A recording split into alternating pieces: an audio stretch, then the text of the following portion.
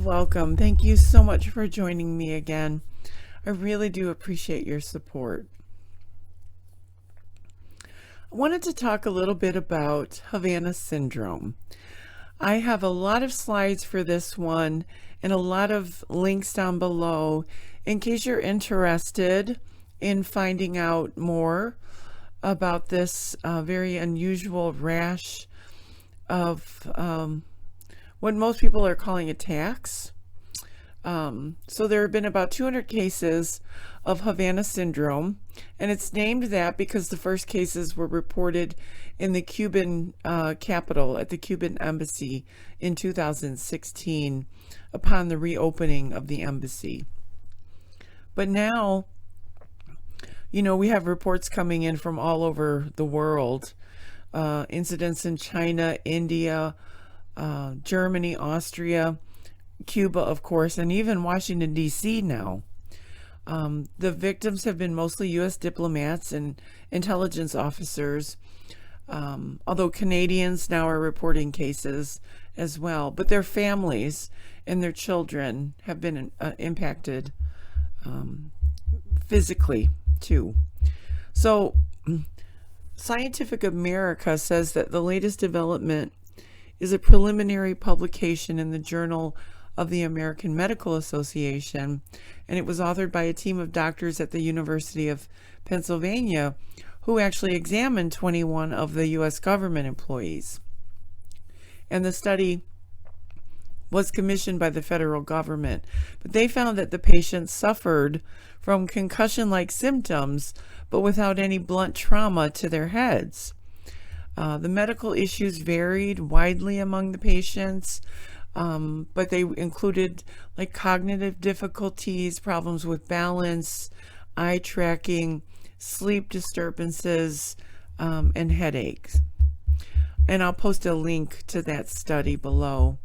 The Lansing Institute says that the U.S. diplomats keep on reporting cases of Havana syndrome, which they believe are deliberately caused by Russia.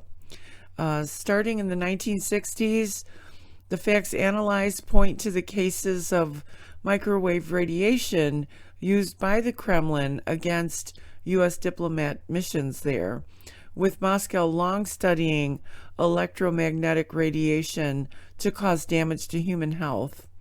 Havana syndrome cases are placed on a par with those attacks back then during the 60s and 70s. And I'll tell you what, Russia has studied some pretty interesting things that they could potentially use as weapons. I'll post a link to a study that was done. Very interesting. Psychic attacks, telepathy, using psychics to control the minds of the victims to make them believe they were being attacked. It's very creepy. It's very creepy. But Austrian authorities are working with the U.S. to investigate a cluster of cases among embassy staff there as well in Vienna. The CIA, the State Department, and the Pentagon are carrying out investigations. About 100 cases have affected CIA officers, and the agency's director, William Burns, said in last July that there was a very strong possibility that the symptoms had been caused deliberately, and pointed to Russia as a possible culprit. And of course, Moscow has denied responsibility. President Biden signed a law last year that guaranteed better health care and support for victims of this syndrome, which he referred to as an anomalous health incident. So he stopped short of calling them attacks. And that's because they don't know where they're coming from or what they are really. It's really only, they see damage. They've got all these people, even children, with adverse health effects, but they can only hypothesize what's going on, what's causing it.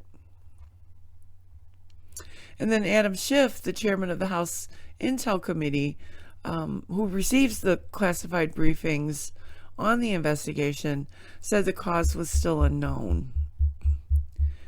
Frank Figliuzzi, he's the former assistant director for counterintelligence at the FBI, was pretty upset at our lack of response to Russia and our lack of empathy and support up until recently for the people that were victims of this. You know, they were pretty much told it was all in their head. But the National Academy of Sciences has said a microwave weapon probably caused the injuries. Some officials believe a microwave or directed energy device is the most likely cause. Most alarming is the revelation that 2 episodes involve White House staff members on the White House grounds. Well, one affected a National Security Council official near the Ellipse, south of the White House, and another involved a woman who was just walking her dog in Northern Virginia. So it really brings the specter of foreign adversarial actions to within yards of the White House. And other people said that they felt it too. They were walking down the stairs in the building across from the White House, and they felt this just horrible kind of pressure on their faces. And then they just moved out of the way and they went on about their day. So when did all this begin? It's kind of a loaded question. Back in 1996, Mike Beck, who's a retired NSA officer, he believed that he and a colleague, Charles Goubet, were targeted by a microwave weapon while on a week-long trip to quote-unquote hostile country. And he can't disclose the identity of the country, but sources say it was Russia. Both he and Goubet suffered from early onset Parkinson's disease, and Goubet died in 2013. But it's believed that they were used by Russians as guinea pigs for their offensive microwave program, which has since advanced. And the Examiner says it has confirmation in a 2014 report that confirms that there is intelligence information from 2012 associating the hostile country to which these 2 men traveled in the late 90s with a high-powered microwave system weapon that may have the ability to weaken, intimidate, or even kill an enemy over time and without leaving evidence. No evidence, you guys. That automatically makes me think, and maybe it's because I have a conspiratorial mind. I love going down rabbit holes, but that just makes me think about, like, some of the people that have died recently who we can't seem to figure out why. But maybe one day I'll do a conspiracy video in which we can delve into my twisted little mind and all of the things that I really think. But I won't do that yet. So anyway, the 2012 intelligence information indicated that this weapon's designed to bathe the target's living quarters in microwaves, causing numerous physical effects, including a damaged nervous system.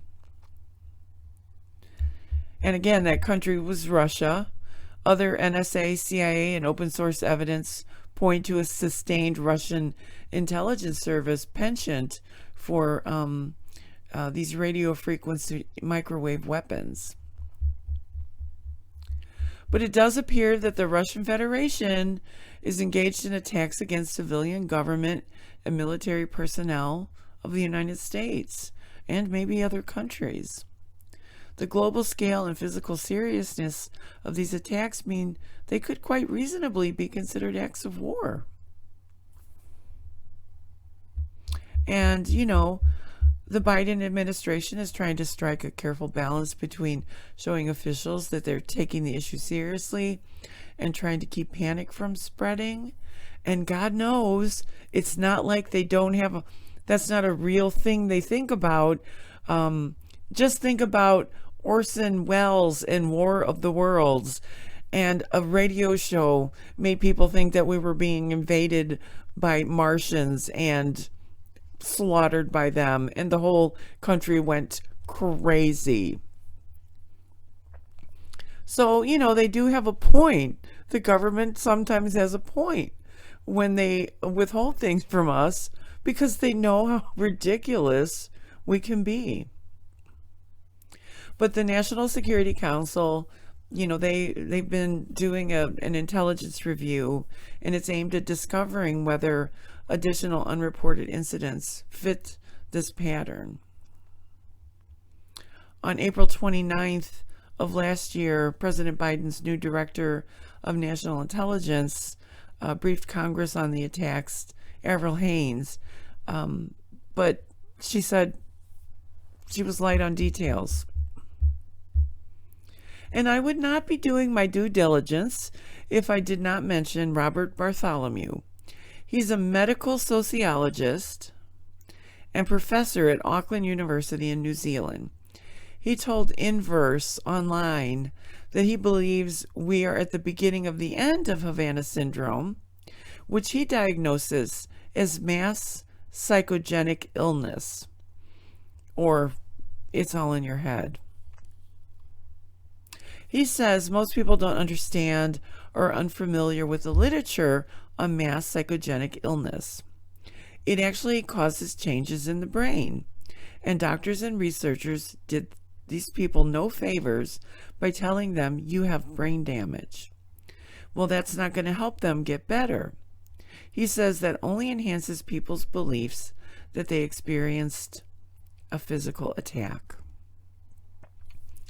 He believes that as a result of being told when they started their service at embassies around the world, specifically Cuba, that they were going to be under surveillance 24/7, and there's a long history of Americans being harassed. So he dismisses every anomalous medical finding with this, it's all in your head. The good news, though, he has good news, is that with mass psychogenic illness, the symptoms go away over time with a reduction in stress. Here's my issue with the good professor. Americans have served as diplomats at embassies in their evolving descriptions since Benjamin Franklin established the first overseas mission of the U.S. in Paris in 1779. For all these years, it wasn't until 2016 that these symptoms started. Tens of thousands of Americans have served their country all over the world at embassies until 2016, when these particular symptoms started occurring en masse. We know that Russia did indeed attack embassy personnel in Russia with microwave weapons in the 70s. I will post links to that. And that at least 2 were physically harmed. However, that did not cause the other diplomatic staff at the same embassy that they were at to begin experiencing similar symptoms, let alone staff at other embassies around the world. I think Mr. Bartholomew is he has actually and absolutely no evidence for that, but I put it out there. It's for you to decide. So we come to the end, and the thing is, we're discussing now in 2022 sound weapons, undetectable sound weapons. 16, 17, 18, 19, 20, 21. 6 years. It's been 6 years. The greatest intelligence service in the world cannot determine what is wrong with these people. And Russia has such a bizarre experimental history on this stuff. Who knows what they succeeded or failed at? I'm posting this bizarre, it's a history of the weird experiments that Russia's been doing since the 20s. They claim they have the ability to use weaponized psychics to make people think they're being attacked. They claim they have mind control capabilities, that they can teleport objects and direct people to believe anything. Even the craziest conspiracy theories. Think that sounds insane? How could Russia do this? And my God, how many Russian citizens have been killed with these vile experiments in the name of protecting Russian people? And oh, it's not just Russia. We had eugenics. Or in other words, the wealthy elite trying to breed out the DNA line of people they considered beneath them. We see how well that worked. The conspiracy theories flying around and the growing number of people who believe them makes me wonder if Russia has succeeded in what the eugenicists failed at doing. You know, U.S. government doctors once thought it was fine to experiment on disabled people and prison inmates, all in the name of science. Such experiments included giving hepatitis to mental patients in Connecticut, squirting a pandemic flu virus up the nose of prisoners in Maryland, injecting cancer cells in chronically ill people at a New York hospital, the Tuskegee experiments. MK Ultra, anyone?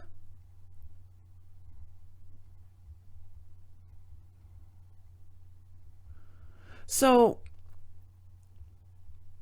what is up with these powerful countries so hell-bent on protecting their people and their countries that they wind up torturing their own people with experiments to that end? In the name of science, in the name of progress. Imagine, if you will, if all of that energy had been directed toward working together and keeping peace, solving world hunger and homelessness, rather than this unhealable memory of war. To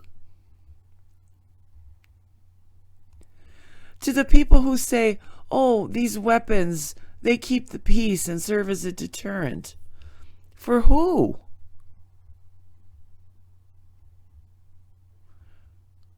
All I'm saying is there's a better way.